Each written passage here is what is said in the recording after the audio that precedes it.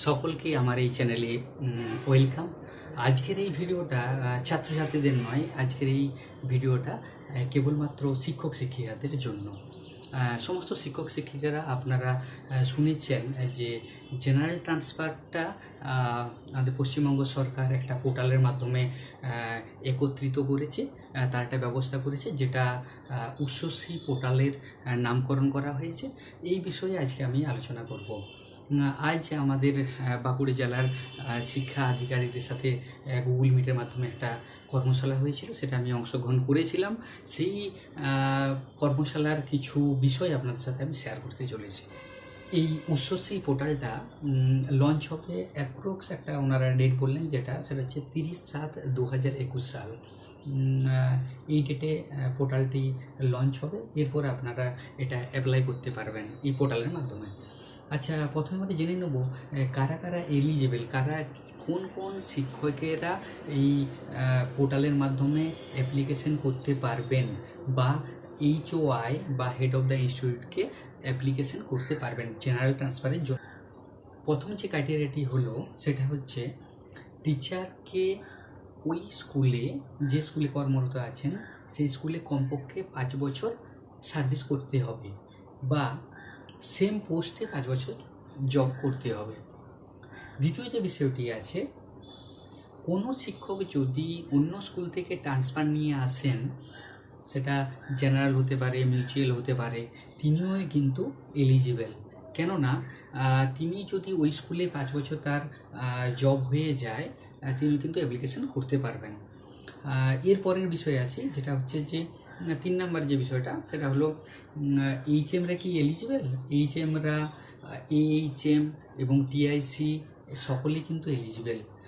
যদি HM হন, তাকে ওই স্কুলে 5 বছর কিন্তু ইন সার্ভিস হতে হবে, তারপর তিনি HM হয়ে কিন্তু অন্য স্কুলে যেতে পারবেন।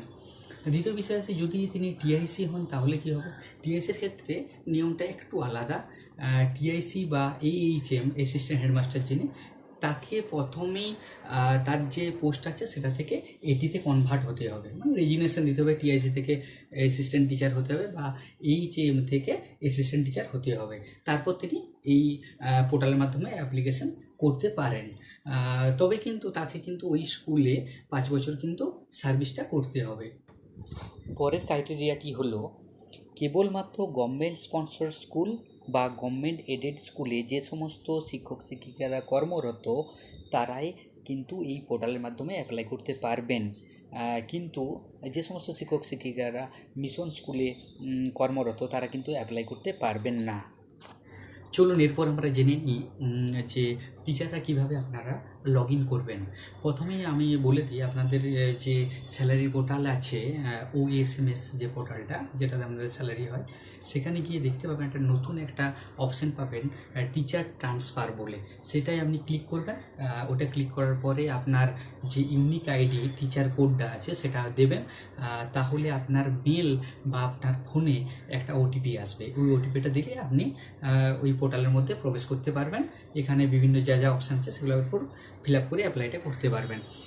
আর যদি আপনার OTP না আসে তাহলে কি করবেন। OTP যদি না আসে তাহলে আপনি একটা কাজ করতে পারেন, সেটা হলো যে আপনার প্যান নাম্বার প্লাস আপনার আইডিটা দিলেন বা আপনার ফোন নাম্বার প্লাস আপনার আইডিটা দিলেন, তারপর দেখবেন হয়তো OTP চলে আসবে।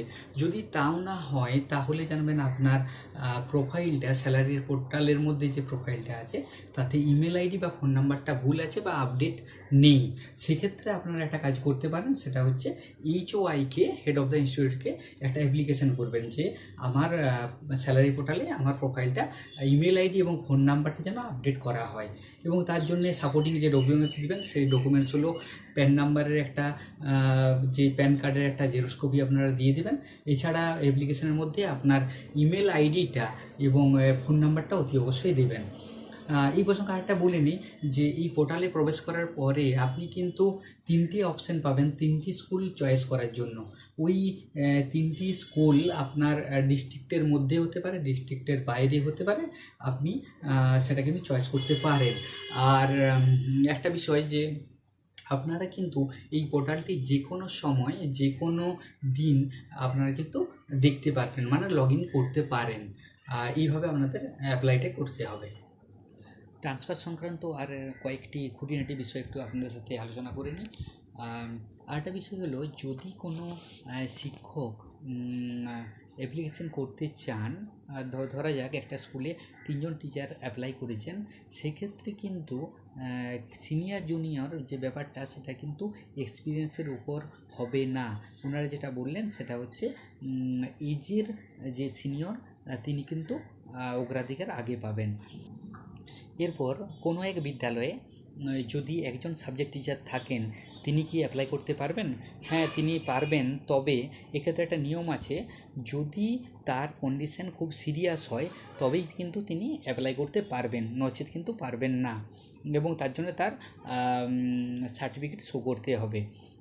এক্ষেত্রে এইচএমদের একটা জিনিস করতে হবে, সেটা হচ্ছে WBBSE-তে সেই টিচারের একটা রেজুলেশন কপি তার প্রপার রিজন দেখিয়ে সেটা কিন্তু পাঠাতে হবে নেক্সট টিচার অ্যাপয়েন্টমেন্টের জন্য। আমরা তার প্রোফাইলে একটা চেকলিস্ট পাবেন, সেই চেকলিস্টে কিন্তু অনেকগুলো লেখা, এবং সেক্ষেত্রে ইয়েস নো এই সমস্ত জিনিসগুলো করতে হবে। যে আমি কয়েকটা এক্সাম্পল দিয়ে দিয়েছি, যেমন তিনি কি ওই বিদ্যালয়ের একজনই শিক্ষক, মানে সাবজেক্ট টিচার, সে ইয়েস অর নো এইরকমভাবে, তার age related, distance related, medical issue related, এই সমস্ত বিভিন্ন রকম চেকলিস্ট থাকবে, সেখানে ইয়েস নো করে ওকে করে তারপর ফাইনালাইজ করতে হবে। ভিডিওটি শেষ পর্যন্ত দেখার জন্য সকলকে অসংখ্য ধন্যবাদ। আপনারা চাইলে ভিডিওটি শেয়ার করতে পারেন এবং অন্যদেরকে দেখার সুযোগ করে দিতে পারেন, এবং এই সমস্ত বিষয়গুলি সম্পর্কে একটা ধারণা তাদেরও তৈরি হবে। আর যদি কোনো ভুল ত্রুটি হয়ে থাকে তাহলে কিন্তু নিজ গুণে মাফ করবেন। ধন্যবাদ।